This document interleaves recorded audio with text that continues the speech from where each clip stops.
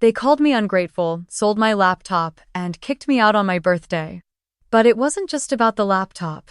It was the forgotten birthdays, the forced silence, and the kind of love I had to earn. On my 22nd birthday, I couldn't take it anymore. What I did next didn't just change my life, it exposed everything they'd been hiding. If you've ever felt invisible, keep listening. My name is Elise Harper, and I turned 22 the day my world collapsed in on itself like a house built on lies. It was supposed to be just another quiet morning. I had an early shift at the campus coffee shop and came downstairs at 6:45 a.m., the smell of burnt toast lingering in the air like disappointment. My mother, as usual, sat at the kitchen table scrolling through Facebook, her robe half open, a lukewarm coffee cupped in her hand.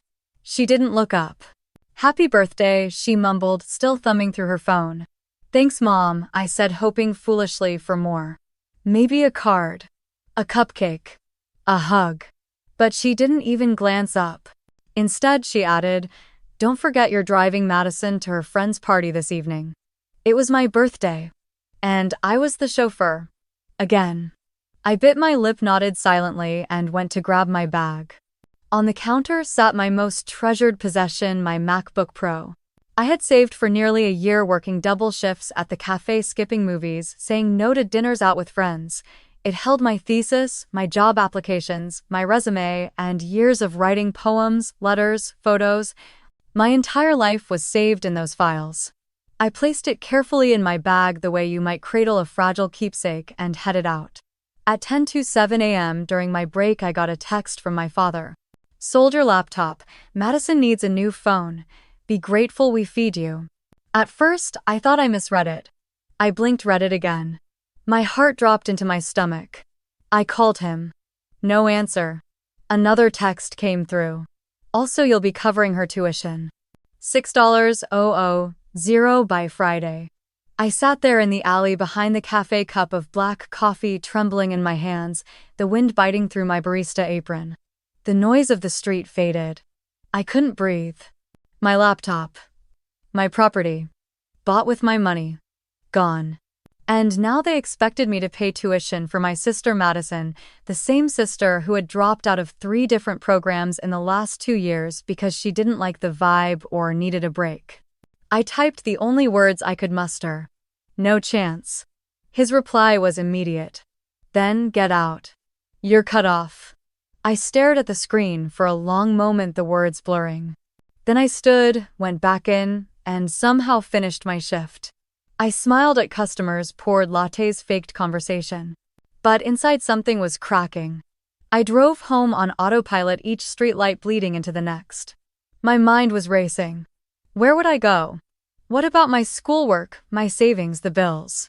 When I got home, I tried to stay calm. But everything inside me was thrumming with betrayal. I went to my room, the one I'd grown up in, and closed the door. There was a time I thought this house meant safety. Now it just felt like a cage I hadn't noticed was locked until I tried to leave. I texted Olivia. "Can I come over?" Her response came back instantly. "Of course. I'm here." What happened? I didn't reply. I couldn't yet.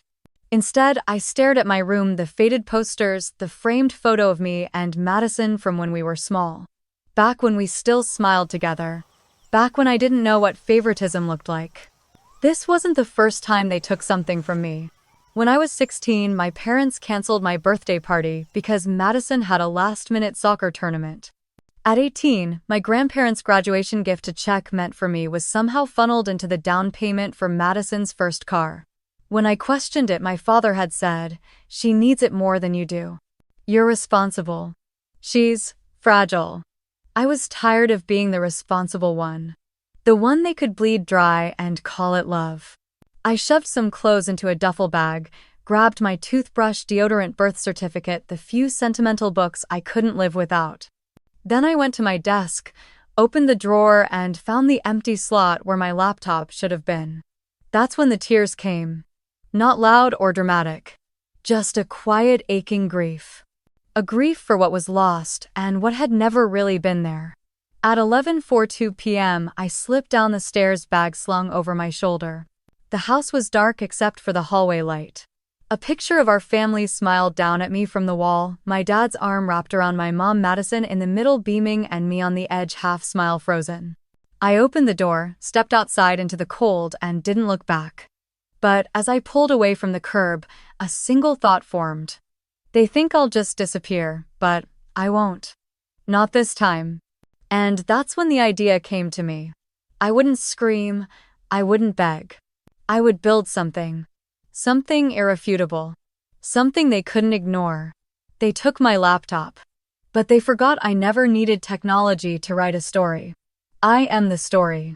By the time I pulled up in front of Olivia's apartment, the ache in my chest had settled into something heavier like grief wrapped in exhaustion. She opened the door before I even knocked. Elise, she said, no questions, just open arms. I collapsed into her. I didn't sob, didn't say a word. I just let her hold me while my body tried to remember what safety felt like. Inside, the apartment smelled like lavender and vanilla. Something warm simmered on the stove and the lights were soft, not fluorescent, and cold like home. Olivia always knew how to create calm. She had a way of making space for people without asking for anything in return. I sank onto her couch and finally said it. They sold my laptop. She stared at me. Wait. What? I showed her the texts. Her eyes scanned them, her mouth tightening with each line. They sold it.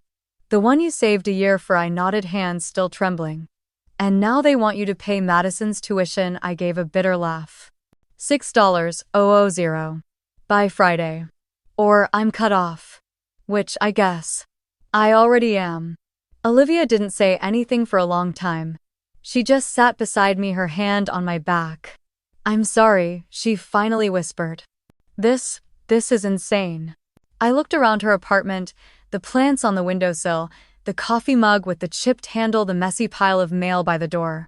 It was imperfect, lived in, and somehow more like home than anywhere I'd ever known. They've always done this, I murmured. Not just the laptop. She turned toward me. Remember my 16th birthday?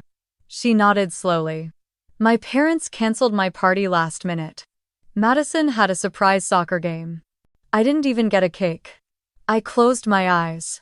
And when we graduated, you were there, right? I won that scholarship. The dean announced my name, and just as I was walking on stage, your mom stopped you, Olivia said, remembering. She grabbed my arm to show me a text. Madison made junior varsity cheer captain. She said, isn't that amazing news? I've never wanted to throw a phone more in my life, Olivia muttered. I let the memory sit. There were so many of them. Layers of silence, sacrifice, and invisible wounds. My grandparents gave me $2,000 when I graduated, I said softly. It was supposed to go into a college fund. Dad used it for Madison's car down payment. Olivia's eyes flashed. What he said, I didn't need a car because I could walk to campus. Madison had cheer practice. She was quiet, her jaw tight, and I could feel it, not just her anger but her helplessness. The pain of watching someone you love be worn down over and over and never being able to stop it. I was taught that keeping the peace was more important than speaking up, I said. That family was everything. That being the bigger person meant letting people walk all over me and calling it maturity. Olivia stood and poured us both tea, jasmine my favorite. When she came back, she looked at me differently. Not with pity, but with quiet admiration. You're not crazy, Elise. This is abuse. Emotional, financial. They've been taking from you for years. I stared into the mug. I didn't want to call it that. Abuse felt too dramatic. Too big. It's not too big. What they've done is big. I nodded. The word sat heavily but truthfully. Abuse? I reached for my phone and hesitated. Then I scrolled to Diane Harper. My dad's sister. The only one in the family who had ever seen through him. She picked up after 2 rings. Elise. Happy birthday, sweetheart. I blinked. My throat caught. You remembered. Of course I did. I told her everything. Every word. Every receipt I never got back. Every moment I swallowed pain so my parents could pretend everything was fine. I expected her to be shocked, maybe even skeptical. But Diane just sighed. "I'm so sorry," she said. "Frank, he's always put Madison first.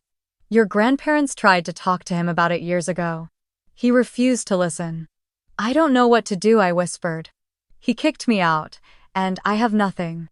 They took everything I worked for." "You have me," Diane said firmly. "You always have.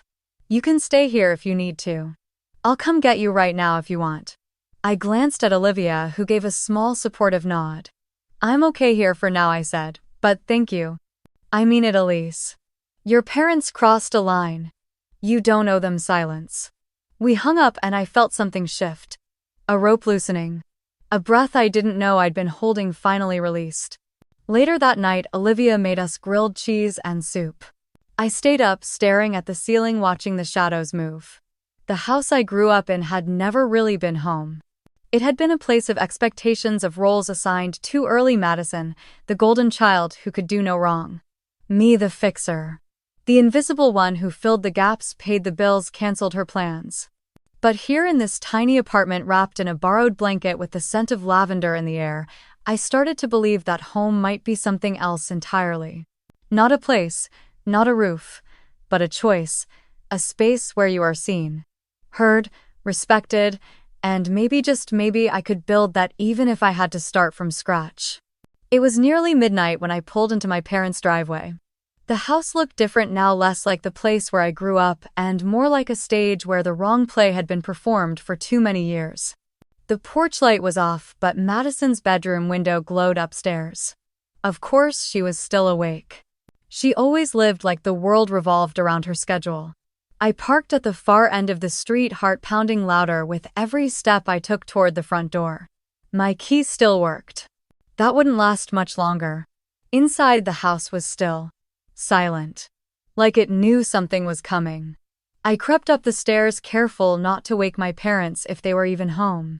When I reached my room, I noticed the door was slightly open. A narrow strip of light spilled into the hallway. I pushed it gently. Madison was standing in front of my mirror, turning side to side, admiring herself. In my favorite black dress. My chest tightened. It was the one I'd bought with my first real paycheck, saved for weeks just to feel like I could wear something beautiful on my own terms. Sleek, understated, dignified. She looked at me in the reflection and didn't flinch. "Oh," she said casually. "It's you. What are you doing in my room?" My voice was low but sharp. She ran her fingers down the side of the dress. "Trying stuff on. Dad said you're moving out, so my things are fair game?" I asked, trying not to shake. She shrugged. "Mom said I could take whatever I want. You don't need this stuff for waitressing." The words were a slap. Not just because of the dismissal, but because they confirmed something deeper. They truly didn't see my life as real, my work as valid, or my boundaries as worth honoring. "You're wearing my dress," I said again, because it was all I could do not to scream. "And it looks better on me," she replied, giving a little twirl. I swallowed hard. "Where's my laptop?" "Sold," she said brightly. "Dad gave it to Mr. Landry next door. His daughter's starting college. He had no right. He got $1,200 for it. My phone only cost $800, so I get to keep the rest." She said it like a child who had won a prize at a carnival. I felt sick. "That laptop cost me $2,000, I said, "and a year of skipped meals and 12-hour shifts." Madison rolled her eyes. "It's just a laptop, Elise. Don't be so dramatic." I clenched my fists. Did it occur to anyone that it wasn't his to sell? She plopped onto my bed, my comforter now half-torn, drawers open, and rummaged through, and said, "You lived here rent-free. Don't act like you didn't owe them something." "I never lived here rent-free," I snapped. "I paid for groceries. For utilities. I covered bills when no one else could." She shrugged. "Whatever. You're the responsible one. You like doing that stuff." My mouth went dry. No, I didn't like it. I did it because no one else would. Because someone had to keep the lights on. But I didn't say that. I couldn't, not yet. Instead, I walked past her and began packing clothes, toiletries, the few things they hadn't already taken or shared. Under the bed, I reached for my old suitcase. When I pulled it out, I spotted the metal tin wedged against the wall. I froze. It was still there. My emergency fund. $3,000 in rolled 20s and 50s. Hidden from the bank accounts my parents had insisted on managing. Hidden from the borrowing that never came back. I opened the tin, counted quickly. Intact. Relief surged through me, followed by something else, quiet fury. I stood and went to the closet where I'd kept an old shoebox tucked behind unused coats. Inside were folders. Notebooks. Receipts. I hadn't planned it this way, not at first, but over the years, I'd learned to keep records. To document the lies. The IOUs that became never wills. The bank withdrawals I didn't remember authorizing. I flipped through them. A printout showing $500 withdrawn the week of Madison's prom. Receipts for household repairs billed to my debit card. Notes of every favor I'd done, paying mom's dental bill, covering dad's insurance copay when his job forgot to reimburse him. 6 years of nickel and dime theft justified by family comes first. Except I was never the one they put first. I sat on the edge of my stripped bed, the box of records in my lap, and I realized this wasn't just about a laptop. It never had been. That computer was the culmination of every moment I'd clawed back my own freedom. It was mine fully. Proof that I could build something without them. They hadn't just sold a machine, they'd tried to erase that truth. But they didn't know what I'd been keeping. I looked at the folders, the evidence, the numbers that told a story clearer than any confrontation ever could. Then a thought emerged. Clean, sharp. Make it undeniable. I would create a folder, not just of receipts but of truth. A timeline.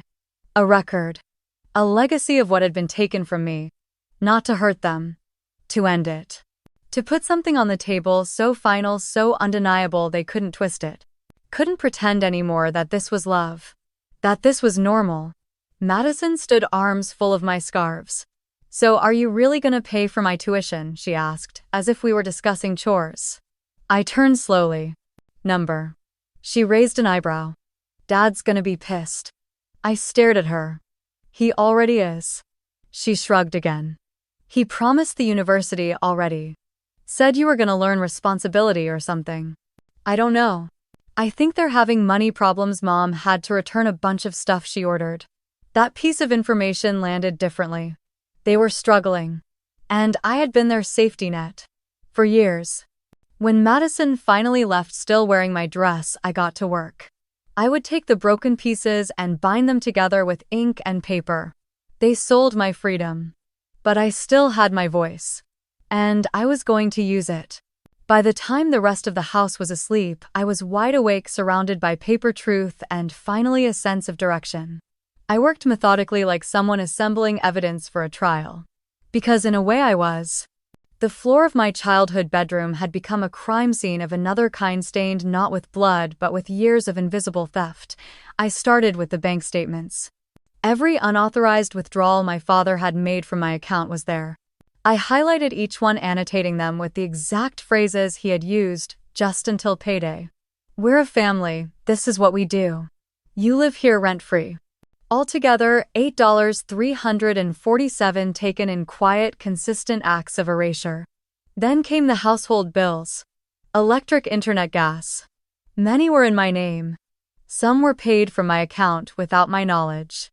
I'd been covering approximately 70% of our expenses since I turned 18 while taking full-time classes and working 2 jobs.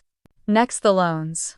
Receipts I'd kept, Venmo transfers I'd marked. Scribbled notes that once read, "Thank you, sweetie, we'll pay back soon," but the payback never came.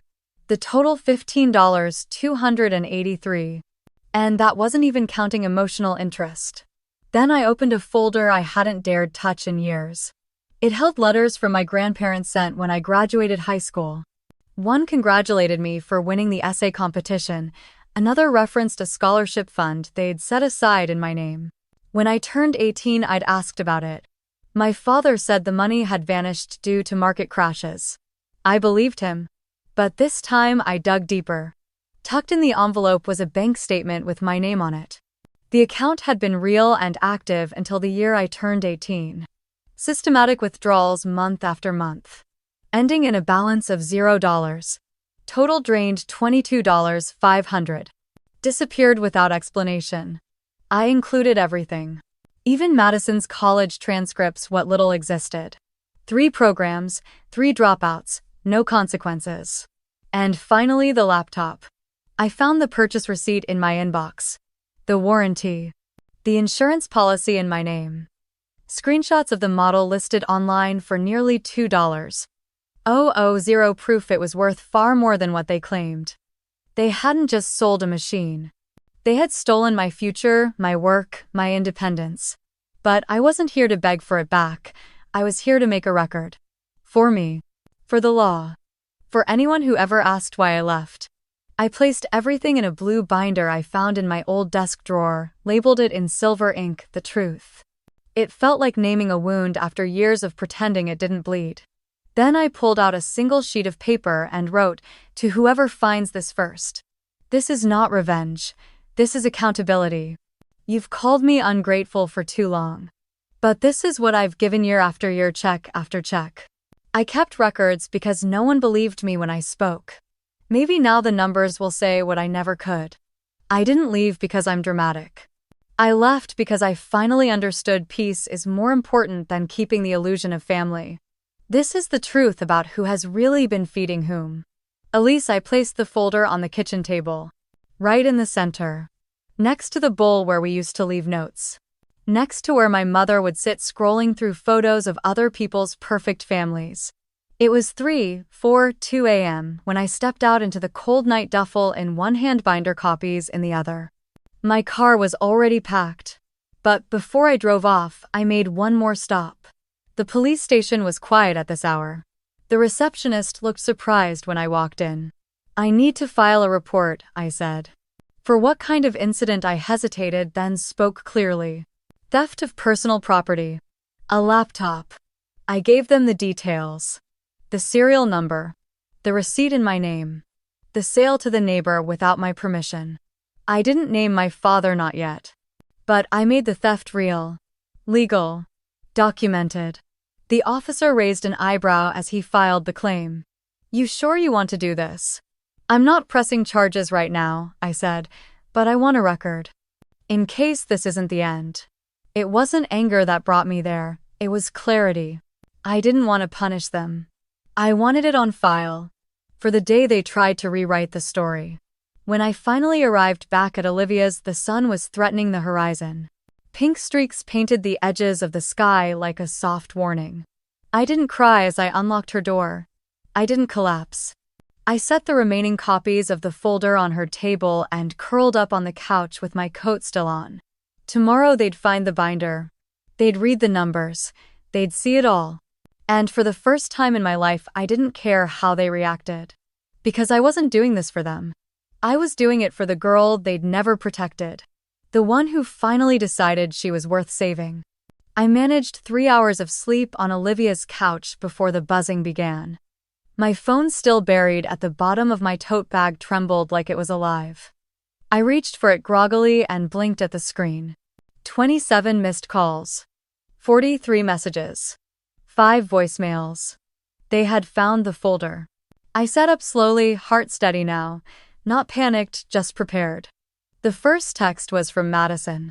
"What did you do? Mom's crying. Dad's freaking out. Call me." Then came the flood. "You're suing us. Are you insane? This is slander. You have no idea what you've done. You come home this instant and explain yourself. Brooke, please. We need to talk as a family." Then, as if that word still held meaning. The voicemails were no better. My mother's voice swung from outrage to pleading in under 5 minutes. "How dare you leave something like that in our house? This isn't how we resolve things. Please, honey. We love you. We can explain everything." My father's tone was colder. "You ungrateful child. This is a betrayal. You'll regret this. You've humiliated us." But as the hours passed, even his fury softened into worry. "Let's talk reasonably. We can make an arrangement." They weren't afraid of losing me. They were afraid of being exposed. And then came the most unexpected call of all. My phone buzzed with a number I hadn't seen in years. My thumb hovered before I answered. Grandma Elise. Her voice was clipped. Controlled. Not the usual soft-spoken woman who mailed birthday cards with pressed flowers and inspirational quotes. This was something else entirely. "I just spoke to your father," she said. "And I have no words." I waited. I had no idea things were this bad. "Your grandfather and I are coming to town. We want to see you. Privately. Before we speak with Frank." I couldn't stop the tears from welling. Not because she was angry, but because she believed me. For the first time, someone from within that family tree looked at the pattern and didn't try to smooth it over. She wasn't here to keep peace. She was here for truth. After I hung up, Olivia emerged from her room holding 2 mugs of coffee. "Judging by the buzzing, she said they've read the folder front to back," I murmured. "You okay?" "I think so." She handed me the mug. "Well, brace yourself. Because I may have told a few people what happened." An hour later, my apartment transformed into a makeshift command center of compassion. Jessica brought over her spare laptop, slightly dented but dependable. "It's yours until you get back on your feet," she said. Nathan, a quiet computer science major I barely knew, showed up with an external hard drive and said he could help me recover anything saved to the cloud. Melissa arrived with groceries, casseroles, soup, pasta. "Everything can be frozen," she said with a smile. "And reheated in chaos." As I looked around Olivia's living room, blankets, strewn laptops, open people I hadn't expected to show up. Showing up, I felt something settle in my chest. These weren't just friends. They were the family I'd been trying to earn through sacrifice. And unlike the one I was born into, this family didn't keep receipts. They gave without conditions. That night, as we packed up the folders, the texts still coming in waves, Olivia leaned against the doorframe and said, "You know, you may have started a revolution." "I didn't want a war," I whispered. "No," she replied. "But sometimes peace begins by refusing to stay quiet." The next morning, Grandma Eleanor showed up at Olivia's with sharp heels and a sharper expression. She didn't ask to come in, she stepped in like she already owned the room. "Elise," she said, pulling me into a tight hug. When she pulled back, her eyes were shining, but her jaw was set. "We need to fix this. And I don't mean patch it, I mean investigate it." She pulled a thin folder from her handbag and placed it on the table. "Your grandfather set up trust funds for you and Madison when you were born," she said. "Equal ones. You were supposed to get control when you turned 18. I blinked. I never saw a cent. Because your father convinced the trustees you weren't ready. That you were irresponsible." I laughed short, bitter. "He told me the fund had disappeared. Market crashes. He's been managing them as your legal custodian for years," she said. "But we did some digging, and the numbers don't match." "So you're saying I'm saying he's been using your trust to pay for Madison's expenses?" After she burned through hers. The room spun. "I worked double shifts," I whispered. "Skipped sleep, missed deadlines. All because I thought I had no choice. Because they said there was nothing to help me." Eleanor nodded grimly. "He wanted you to stay desperate, because desperate daughters don't ask questions." She reached out and squeezed my hand. "But you did. And now we're going to get answers." I stared at her. My grandmother, who always played peacekeeper, who had for years looked away. Now she was looking right at me, and she was furious. "There will be a full audit," she said. "I've contacted the family attorney. Your father doesn't know yet. But he will." The folder, the voicemails, the police report. None of it had been revenge. It had been survival. And now justice. I didn't know what would come next. But I knew I wasn't alone. The family I'd lost wasn't the real loss. The real family, the one building itself around me now, was choosing me not because of obligation or appearances, but because they saw my worth. And that finally was enough. The day after Grandma Eleanor's visit, Aunt Claire showed up with a folder of her own and a look that told me the dam had finally broken. We sat at Olivia's kitchen table where so many truths had surfaced over the past week. But this one was different. This one was about what should have been mine. Elise Claire began, fingers laced tightly in front of her. "I need to tell you something that may change everything." I nodded slowly. "Okay. When you and Madison were born, your grandparents created identical educational trust funds for both of you. Equal amounts. Designed to cover college graduate school if needed, and the remaining balance would transfer to you at 25. I stared at her, not breathing. Your father was named interim custodian of the funds until you turned 18. That was the arrangement. When you reached legal adulthood, the funds were supposed to be handed over. They weren't, I said, my voice dry.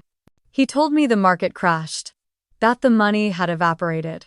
Claire's jaw tightened. He lied. She opened the folder.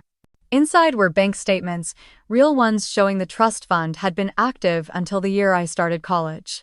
Then came a series of transfers, withdrawals with vague memos like tuition assistance and family needs support. My name was on the fund. But the money, it had been going elsewhere. To Madison, I said, the pieces falling together. Claire nodded. Yes. After she exhausted her own fund, your parents used your trust to continue covering her tuition, her housing, even her car. I felt cold. Numb. All those nights I skipped meals to avoid overdrawing my account. All the missed social events, the unpaid internships I couldn't accept because I needed work that paid. I hadn't been broke, I had been robbed. And the trustees, I asked. They let this happen. Your father convinced them you weren't financially mature enough to manage it, Claire replied bitterly. He showed them that you had declined a traditional dorm and said it was because you couldn't budget. He painted your independence as irresponsibility. I laughed, but it wasn't a sound of amusement. I chose to commute to save money. I worked 2 jobs while Madison flunked out of 3 programs. I know, Claire said quietly. We all saw it. But no one thought it was this bad. I swallowed hard. So he used my trust to cover her mistakes, and made me believe it never existed. And the worst part, she added, he's still the acting custodian. Until we formally revoke that power. How Eleanor answered the next morning when she called me back. Her voice was calm but steely. I've already spoken to the family lawyer. There will be a motion filed in probate court to remove Frank as trustee. We're also requesting a full audit going back 10 years. 10 years. My breath hitched. Is that enough, Elise? She said softly. We're also exploring criminal options. What your father did wasn't just unethical. It may be fraud. Misappropriation of assets. The word fraud hung in the air like thunder. This wasn't just a family drama anymore. This was legal, and it had never been about just one laptop. That afternoon, Madison showed up at Aunt Diane's house unexpectedly. Claire and I had just finished going over the documentation again when the doorbell rang. I hesitated. Should I talk to her? Claire looked at me carefully. That's up to you. But I think she's starting to see the cracks. When I opened the door, Madison looked different, almost like someone who'd aged overnight. Her eyes were puffy, mascara smudged. She clutched a paper bag. I brought your dress back, she said, holding it out. I took it silently. I didn't know, she said. You didn't know what I asked, not accusing, just exhausted. That the money came from your trust, she whispered. They told me it was from Grandpa. That it was a reward. I crossed my arms. And you never questioned how you kept getting rewarded for failing classes. I thought it was because I was trying, she said. Because I was struggling. Because I was the one who needed more. I blinked. And I wasn't. She looked down. You always seemed so capable, she murmured. So together. They said you liked working. That it gave you purpose. I let out a bitter breath. It gave me survival. That's not the same thing. We sat on the porch steps quiet for a while. Birds chirped. A dog barked down the street. It was such a normal afternoon for a conversation that felt anything but. They used us both, I said finally. In different ways. Madison nodded. They told me you volunteered to help. That you didn't want to go away for college. That you loved living at home. They didn't just take my money, Maddie. They rewrote my story. Madison wiped her eyes. I'm so sorry. I should have asked more questions. Her voice broke. I liked believing I was the one they loved most. Oof. There it was. Not said with cruelty, but with a painful raw honesty I hadn't expected. I turned to look at her. They didn't love either of us properly. She looked up. They used your need to control me. And they used my reliability to protect you from consequences. That's not love. That's manipulation dressed up as family values. We sat in silence again. Then Madison whispered, I want to fix it. You can't. She winced. But I added you can start doing the right things. Tell the truth, speak up, stop letting them pit us against each other. I will. And stop taking things that don't belong to you. She smiled weakly. Starting with the dress, I cracked a small smile. Definitely, we weren't healed. Not yet, maybe never fully. But for the first time I saw Madison not as the golden child, but as another girl trapped inside someone else's version of love. Maybe we were both escaping at the same time. It was late afternoon when I opened the door and saw Madison standing there again. No dress this time. No smirk. Just jeans, a hoodie, and a paper coffee cup in one hand, like she wasn't sure whether to offer it or just hold on. I wasn't sure if you'd be home, she said. I live here now, I replied neutral. She nodded, glanced at the floor, then offered the cup. It's that cinnamon latte you like. I hesitated, then took it. A small gesture. Not forgiveness, but maybe acknowledgement. I'm not here to make excuses, she said quickly. Just to talk. If that's okay. I stepped aside. We sat at Aunt Diane's kitchen table. It had become a sort of confessional booth over the last few weeks. Madison kept looking around the room like it was foreign to her. It's quieter here, she finally said. I waited. I didn't know how far it all went, she said. I mean, I knew there were problems. But I didn't know they stole from you. That there was a trust fund. That Dad. She stopped. I said nothing. Just let the weight of her silence settle between us. She took a breath. I want to tell you something. About college, about why I kept failing. This was unexpected. Go on. I never wanted to study business, she said, eyes still on the table. Or pre-law. Or accounting. Every time I dropped out, it wasn't because I didn't care, it was because I hated it. What did you want to do? She finally met my gaze. Teach kindergarten. The words felt oddly soft coming from her. Like she was saying something sacred. I love kids, she added with a shrug. Always have. I used to imagine having a classroom filled with colors and finger paint and story time. I blinked. You never told me that. I told Dad, she said. When I was 17. I said I wanted to go into early childhood education. He laughed. Said it was a waste of money. That I was too smart for coloring books. She took a shaky breath. And then he handed me a course catalog for business administration. Said I'd thank him one day. I remembered that year how she'd come home sullen, how our parents blamed her for not trying hard enough. I didn't thank him, she said quietly. I just kept failing, and every time he'd say I wasn't focused. That I had no direction. He made me believe I couldn't succeed, not that I was in the wrong place. I let the words hang for a while. We were so different on the surface. The golden child and the ghost in the background. But the more I listened, the more I saw it. We were both carrying versions of the same damage. Just packaged differently. He told me, I said slowly, that I was selfish for not helping more. That I didn't understand family. That sacrifice was part of love. She winced. And he told you, I continued, that you weren't enough unless you lived out his version of success. Her voice was barely a whisper. He split us on purpose, didn't he? I nodded. Because divided daughters don't talk. Don't compare notes. Don't realize the whole structure is broken. A silence fell over us, not uncomfortable but heavy. Shared. Then Madison reached into her bag and pulled out a notebook. She pushed it across the table. I opened it slowly. Inside were handwritten lesson plans. Pages of ideas for classroom activities. Doodles of classroom layouts. Quotes from children's books. The word Miss Wilson's room scribbled in the corner with little stars. This is what I really wanted, she said, voice trembling. And I'm applying for it now. Grandma's helping. She said, it's time I start living for myself. I looked up at her and for the first time saw not my rival or my replacement or my resentment, but my sister. Madison, I said gently, I believe you. She blinked. You do, I do. I can't forget everything. But I can see when someone's trying. She let out a breath I didn't know she'd been holding. I'm not asking for your forgiveness, Elise. I just wanted you to know the truth. And I needed to hear it, I said. But I also need space. I understand. I want something better for us, I really do, I added. But it has to be built on honesty. No more secrets. No more pretending we're okay when we're not.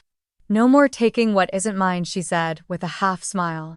No more giving what I can't afford, I added. We both laughed, a little tired, cautious, real. As she stood to leave, she turned back once more. You know that dress I took? She asked. Yeah, I tried it on again last night, and it looked better on you. I smiled. Damn right it did. When the door closed behind her, I exhaled slowly. I didn't know what would come of us. Maybe a cautious reconciliation. Maybe just quiet respect. Maybe someday we'd call each other sisters without all the baggage trailing behind the word. But for now, I had something just as valuable. The truth. And someone willing to carry it with me. The apartment was small, not quirky Pinterest small, just small. The kind of place where if you stretched out your arms in the kitchen, you could almost touch both walls. Where the bathroom sink was the size of a cereal bowl and the closet doubled as an existential test in minimalism. But it was mine. Well, technically it was Grandma Eleanor's, quote, a one-bedroom unit in a quiet brick building she'd owned for years, now rented to me for what she insisted was the family rate.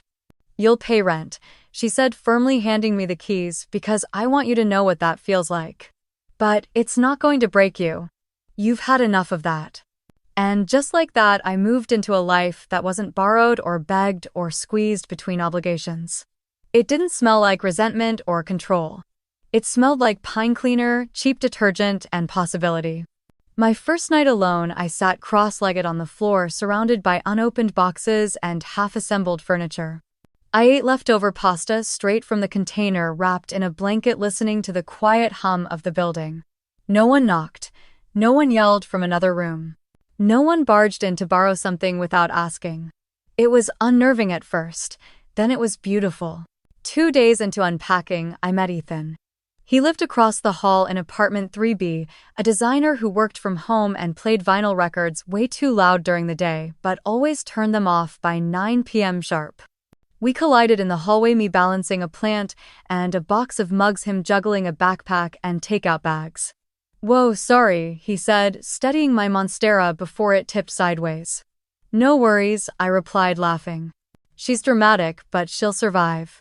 New neighbor, yeah, Elise. Just moved in. I'm Ethan. Apartment 3B, frequent abuser of spicy pad thai and Fleetwood Mac. He grinned in that easy, warm way that immediately disarmed you. Need help setting anything up, he asked. I was about to politely decline when my wrist betrayed me with a quiet pop. I winced. Maybe just the bookshelf. That evening, he helped me wrangle stubborn IKEA bolts and explained the pros and cons of matte versus glossy finish, something I hadn't known I needed to care about.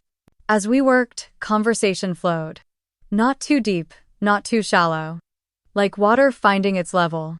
He didn't ask about my past, and I didn't offer it, and that at the time felt like the kindest thing. 3 days later, a package appeared at my door. No return label. Just a handwritten note taped to the top. Some things are worth returning. Love, Grandma. E. Inside was my old laptop. My breath caught.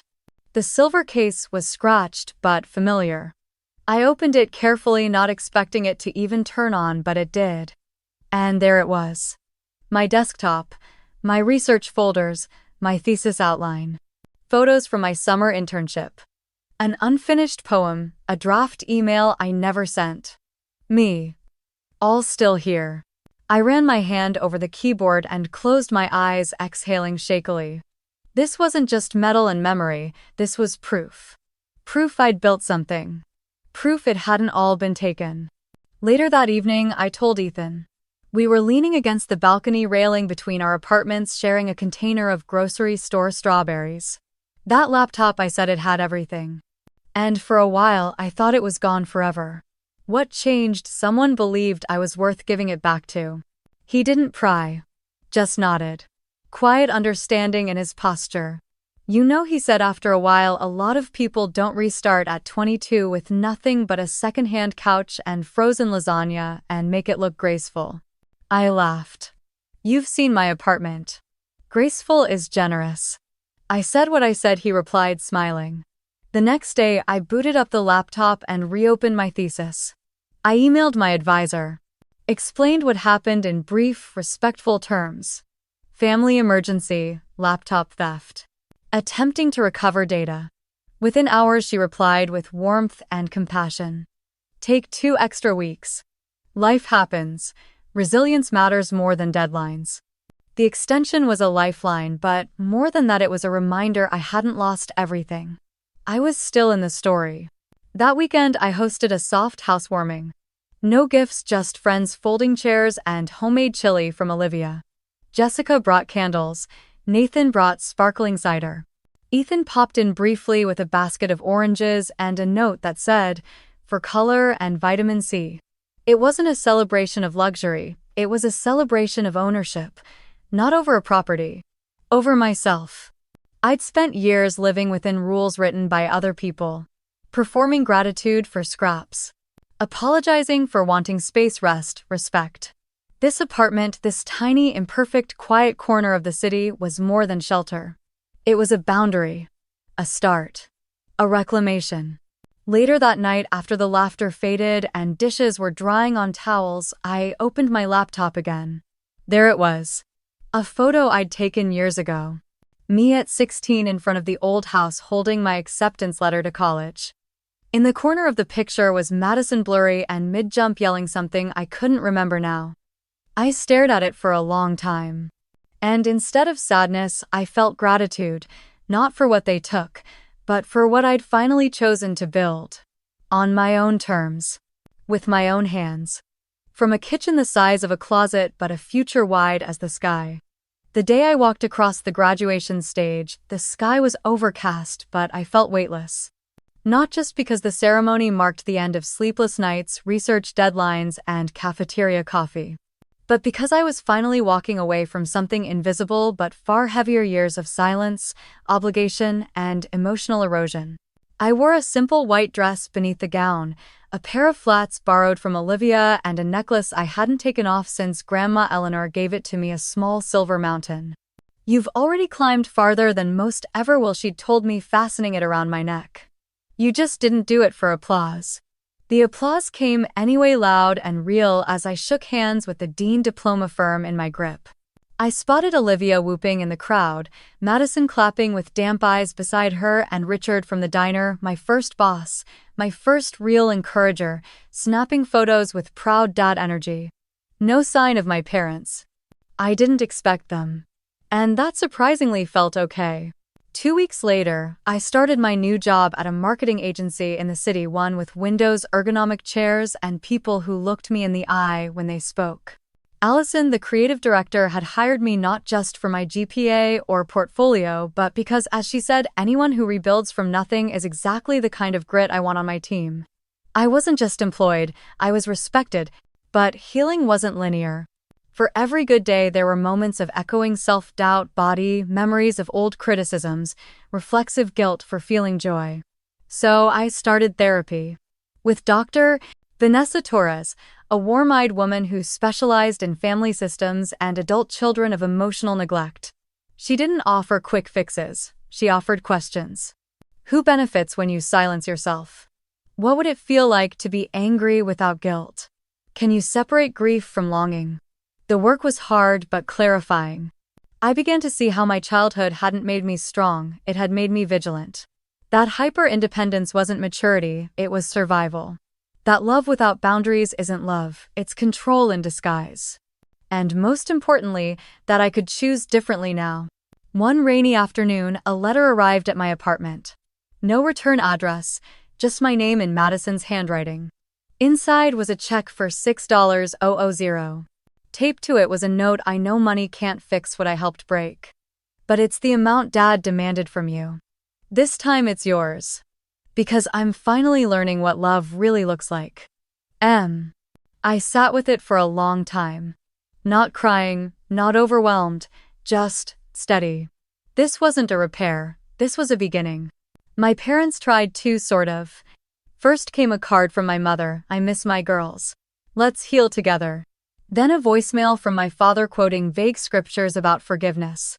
I replied with a letter. Not cruel. Not cold. Just clear.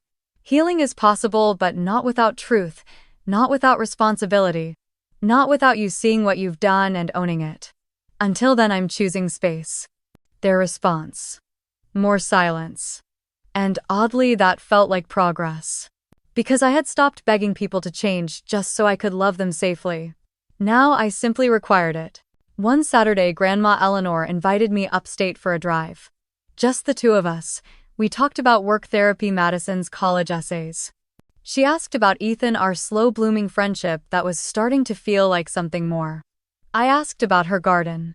As the sun dipped behind the trees, she turned down a gravel road. "I want to show you something," she said. We pulled up to a small weathered cabin nestled at the edge of a forested mountain. The roof was old but sturdy, the porch wide and waiting for rocking chairs. "Your grandfather bought this land before you were born," she said. "He used to say, 'That oldest girl, she's got a mountain soul. She needs her own sky.'" I turned to her slowly. "He always meant for it to be yours," she said, pressing a folded document into my hand. It was the deed. My name on it. Not as renter, not as dependent. As owner. Tears came fast and hot. "Why now?" I whispered. She smiled. "Because you're ready. You know who you are. You've stopped shrinking to fit where you don't belong." I stepped onto the porch, heart pounding. It wasn't about the house. It was what it represented. Freedom without fear, inheritance without strings. Love that wasn't conditional or transactional or clawed from the jaws of manipulation. Just love. That night I sat alone on the porch steps, moonlight spilling across the field. My phone buzzed with a message from Ethan, "Made too much chili. Want some company?" I smiled, typed back. "Tomorrow. Tonight's for me."